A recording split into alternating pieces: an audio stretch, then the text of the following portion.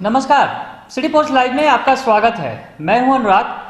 पिछले दिनों आपने देखा किस तरह से बिहार में बेकरारी बढ़ी हुई थी, क्योंकि बिहार में नीतीश कैबिनेट का एक्सटेंशन नहीं हो रहा था। महीनों बीत गए थे, एक्सटेंशन नहीं हो पाया था, तरह तरह के सवाल खड़े हो रहे थे। और हालांकि बात की जा रही थी, नीतीश सरकार के द्वारा कहा जा रहा था बार बार कि खरमास के बाद कैबिनेट का एक्सटेंशन कर लिया जाएगा। सीएम नीतीश कुमार कह रहे थे ये बात। हालांकि नीतीश कुमार बीच बीच में उन्होंने बेचारगी भी जाहिर की थी, लाचारगी भी जताई थी और कहा था कि बीजेपी की तरफ से लिस्ट नहीं दिया जा रहा है, इस वजह से देरी हो रही है। खैर, ये तमाम बातें होती रही थी खरमास के बाद तक, लंबे समय तक। खैर, कैबिनेट का एक्सटेंशन हो चुका है, 5 सीट अभी भी खाली है। इस बीच एक और बड़ी खबर आ रही है, हम आपको बता रहे हैं, और जल्द ही अब जो है वहाँ पर भी मनोनयन होने जा रहा है। आप समझ रहे होंगे कि 12 सीटों का जो राज्यपाल कोटे से मनोनयन होना है, उसकी हम बात नहीं कर रहे हैं। हम बात कर रहे हैं निगम बोर्डों की, और जो वहाँ पर सदस्य मनोनीत किए जाने हैं सरकार की तरफ से। तो खबरें ये आ रही हैं कि बीजेपी ने अपनी सूची सरकार को यानी नीतीश कुमार को सौंप दी है, और अब जो है जल्द ही नाम तय कर लिए जाएंगे। दरअसल 12 सीटों पर जो मनोनयन का मामला है वो भी फिलहाल अटका हुआ है। बार बार ये बात की जा रही है कि जल्द ही उनका मनोनयन कर लिया जाएगा। बजट सत्र की भी शुरुआत हो गई है। 12 सीटें जो एमएलसी मनोनीत किए जाने हैं, उसमें 6-6 सीटें हैं। 50-50 का फॉर्मूला जेडीयू और बीजेपी के पास मतलब है, यानी 6-6 सीटों दी गई हैं उन्हें, और इन 6-6 सीटों पर उन्हें अपने अपने कोटे से मनोनयन करना है। इस बीच आपको ये भी बताएं कि जीतन राम मांझी और मुकेश सहनी ने बड़ी मांग रख दी थी और कह दिया था कि उन्हें भी एक सीट चाहिए, यानी उनके भी पार्टी से एक एमएलसी बनने चाहिए। इस तरह की मांग उन्होंने रख दी थी। मुकेश सहनी इस मांग को लेकर दिल्ली तक चले गए थे और अमित शाह से भी उन्होंने बातचीत की थी। और इस बीच मांझी ने भी जो है मांग रखी थी मीडिया के सामने आकर।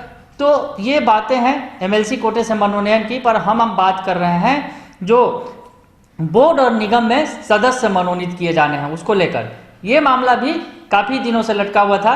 कैबिनेट का एक्सटेंशन ही नहीं हो पा रहा था, तो ये मामला तो लटकना लाजमी था।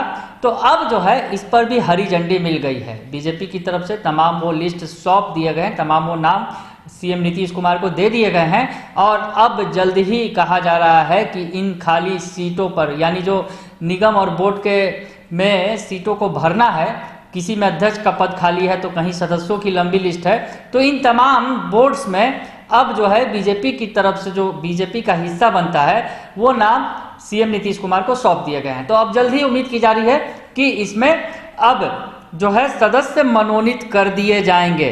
यानी सबसे बड़ी बात करें तो महिला आयोग में अध्यक्ष और सदस्य के पद रिक्त हैं।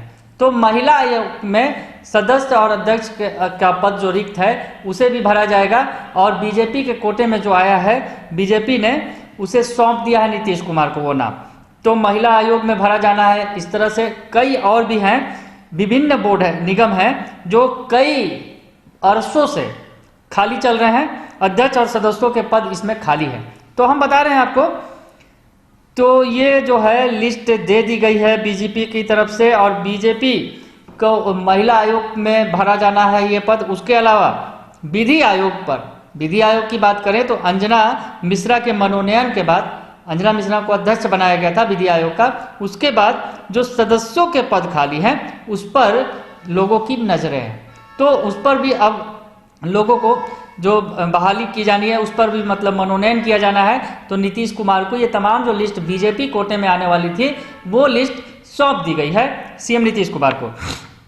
हम आपको बता रहे हैं कि जो सरकार बनने के बाद से किसी नेता को अभी आयोग, बोर्ड और निगम में नुमाइंदगी नहीं मिली है।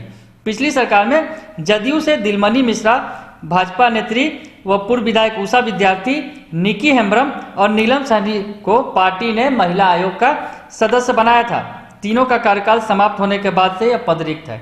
तो ये महिला आयोग की बात हुई, और विधि आयोग की बात हुई। महिला आयोग में अध्यक्ष का भी पद खाली है, उसके अलावा 7 और पद रिक्त हैं, हम आपको ये बता रहे हैं। उसके अलावा जो कई और भी जो आयोग और बोर्ड हैं उनके बारे में बता दें अति पिछड़ा वर्ग राज्य आयोग, राज्य अनुसूचित जाति आयोग, राज्य अनुसूचित जाति आयोग और राज्य महादलित आयोग, सभी में पद रिक्त हैं। तो इन रिक्त पदों को भरा जाना है, महिला आयोग और विधि आयोग समेत। तो हमने आपको बताया कि अब इस पर से लगभग पर्दा हट गया है। बीजेपी की तरफ से जो सूची सौंपी जानी थी वो सीएम नीतीश कुमार को सौंप दी गई है और अब जल्द ही इन खाली पड़े पदों को भर लिया जाएगा। अगर आपको ये खबर अच्छी लगे तो इसे जरूर लाइक करें, सब्सक्राइब करें और शेयर करना ना भूलें।